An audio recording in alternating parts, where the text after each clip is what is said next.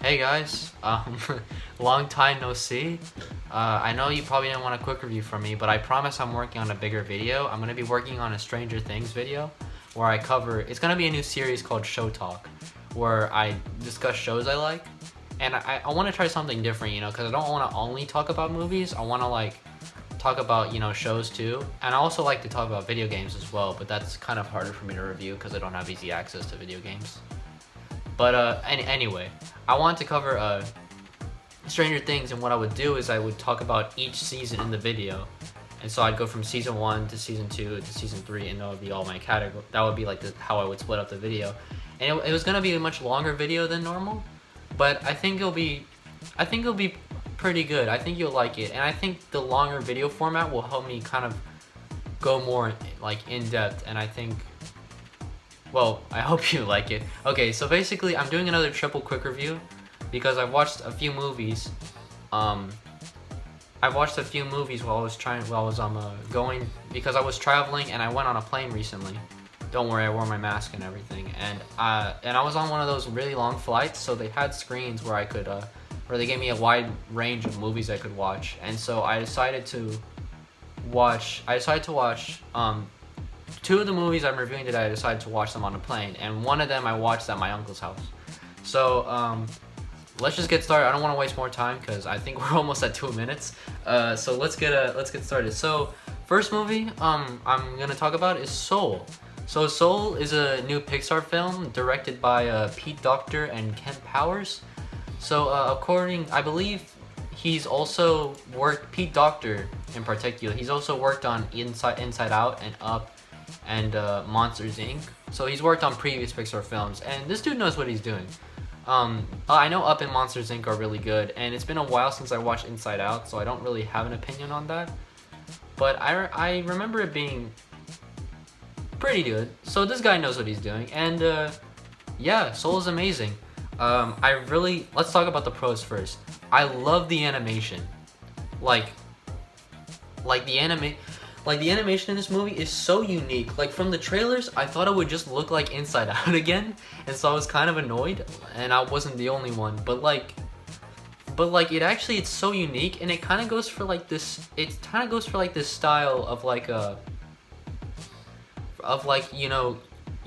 you walk, when you go to a New Orleans or something, and you see these people making art on the street, these caricatures, portraits. It kind of reminded me of that, and I loved it. It was so unique for Pixar. It's it's almost like they're trying something different. I'm really happy they're trying to make original films now and not just make really bad sequels.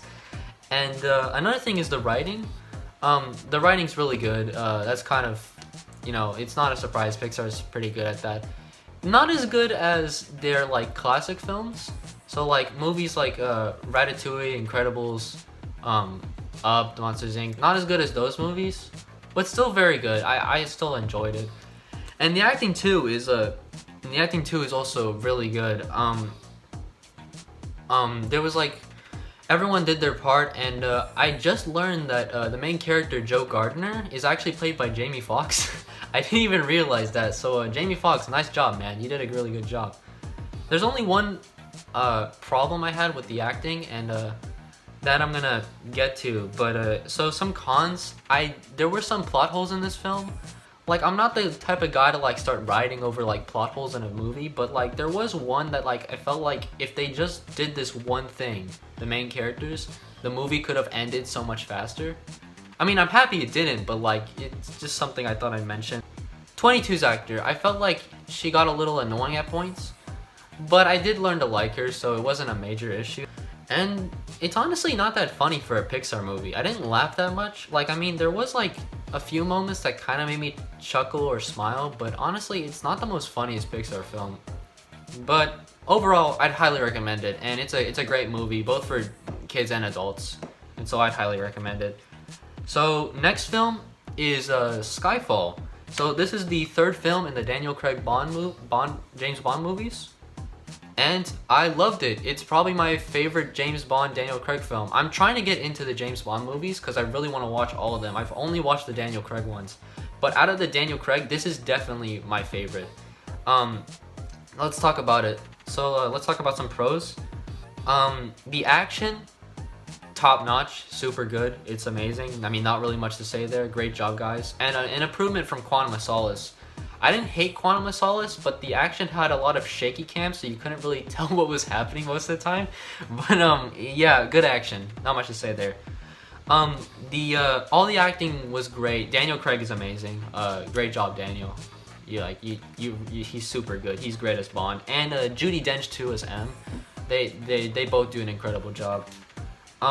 The writing was also really good too. Not much to say there. And the opening is amazing. Like Adele's song for the movie Skyfall is so good. I highly recommend checking the Genius for this film. For those who don't know, Genius is a website where you can check out song lyrics and find out their meaning. I highly recommend checking out Skyfall for this one because it's really cool to see how it actually connects to the film as a whole, and it's such a well done opening. It's so great.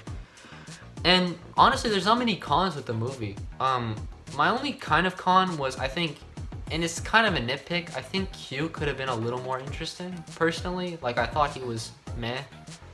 He didn't really, like, the performance wasn't amazing, and I think they could have done a little bit more for his character, but it was fine, honestly. And that's really the only thing I gotta say, to be honest. So, next up is The Departed. The Departed is a film directed by Martin Scorsese, and honestly, I mean, it's great. So first, let's start off with some pros. So the writing is super good, knowing, of course, Martin Scorsese does a really good job of that. All the performances were great. I want to mention that. I don't actually have that written down, but I forgot to mention.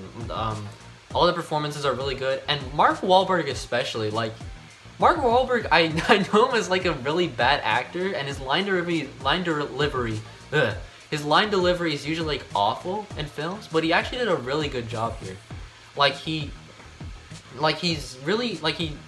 He actually acts, so that's good. And the music too, the music's also really good in this film. Like, they use a lot of pop songs from the time, and it doesn't feel like forced in, and it actually, like, it's good music, one thing, and it actually fits in with the story. So they did a great, Martin Scorsese did a great job with that. And yeah, basically everything else, I mean, honestly, they did a great job. Not much to say there. So sorry I kept you guys waiting. I'm glad I finally got to do this, finally got to make something. I'm gonna try to get back to work on that. Thankfully the summer's coming up, so I'll be able to work on that Stranger Things video.